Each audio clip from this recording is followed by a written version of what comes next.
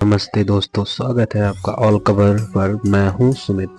तो आज का वीडियो बेहद अहम है क्योंकि इस वक्त चीन की विदेश मंत्री वांग यी भारत के दौरे पे हैं। आपको पता है इस वक्त चीन के विदेश मंत्री भारत के दौरे पे हैं। उन्होंने यहाँ विदेश मंत्री एस जयशंकर और राष्ट्रीय सुरक्षा सलाहकार अजीत डोभाल से मुलाकात की है। अभी जस्ट मीटिंग हो रही है।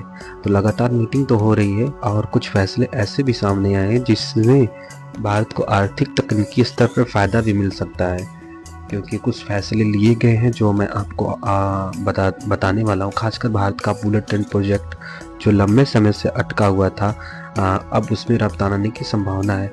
जो आपको पता है, जो भारत का बुलेट ट्रेन था वो प्रोजेक्ट रोका गया है, लेकिन अब उसमें रफ्तार आने की संभावना है कि थोड़ी जल्दी डिले हो और कुछ। लेकिन इसी बीच चीन की ओर से एक प्रचार युद्ध भी, क्योंकि चीनी जो मीडिया है, कुछ मीडिया पेज हैं और कुछ अकाउंट्स हैं जो चीनी सरकारी मीडिया का दावा करने लगे हैं, वो करते हैं, क्योंकि उन्होंने बताया क्या है कि भारत ने ताइवान की चीन का हिस्सा मान लिया।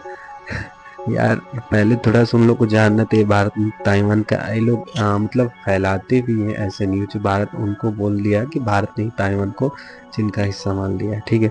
लेकिन हकीकत तो ये है कि ये दावा पूरी तरह से गलत है भाई, क्योंकि भारत ने कभी कहीं भी आधिकारिक रूप से ऐसा स्वीकार नहीं किया है। दरअसल चीन की रणनीति यही होती है, अपनी जनता और दुनिया को ये संदेश देने की भारत अब चीन की लाइन पर आ गया है।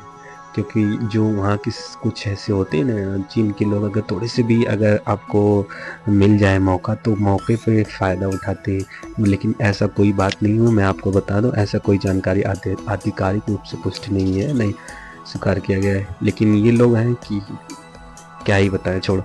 लेकिन मैं आपको बताऊं तो भारत ने 2010 के बाद ये वन चाइना पॉलिसी का जिक्र करना बंद कर दिया था। आपको पता है कि 2010 भारत ने जो चाइनीज़ पॉलिसी थी, 2010 के बाद वन चाइनीज़ पॉलिसी उसको भारत ने बंद कर दिया। जैसे चीन कभी वन इंडिया कहकर पाकिस्तान अधिकृत कश्मीर को भारत का हिस्सा नहीं मानता, उसी तरह भारत ने भी वन चाइना का उल्लेख करना छोड़ दिया है। अब सवाल उठता है, अब तो सवाल उठेगा कि चीन ये भ्रम क्यों फैला रहा है। सीधा कारण है घरेलू राजनीतिक और अंतर्राष्ट्रीय संदेश।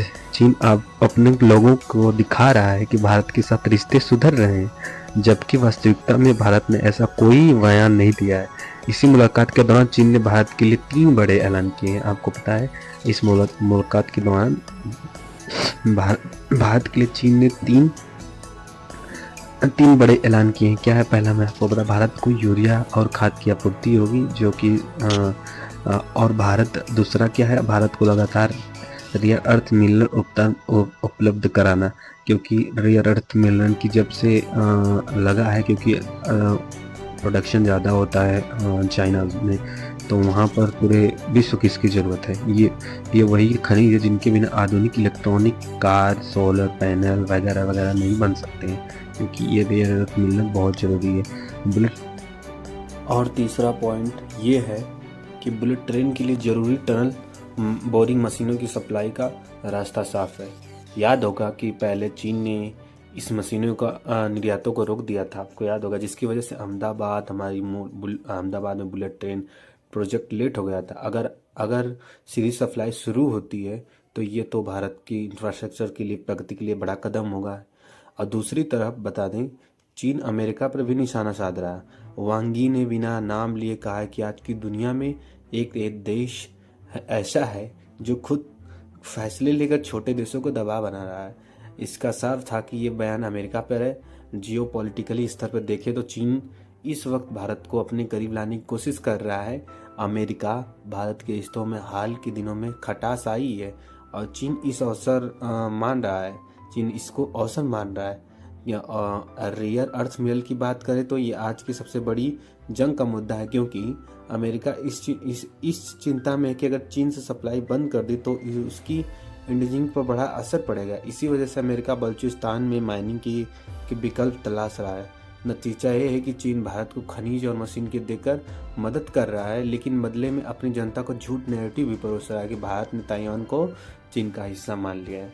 अगर सबकी निगाहें इस बात पर होंगी, अब सबकी निगाहें इस बात पर होगी कि जब अगले महीने से समिट के लिए हमारे प्रधानमंत्री मोदी जी चीन का दौरा करेंगे।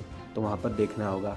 और आपको अपडेट अच्छे लगे तो प्लीज़ चैनल को सब्सक्राइब करिए और बने रहिए, और ऐसे ही अमेजिंग अपडेट के लिए और जो कि मैं आपके लिए लाता रहूँगा।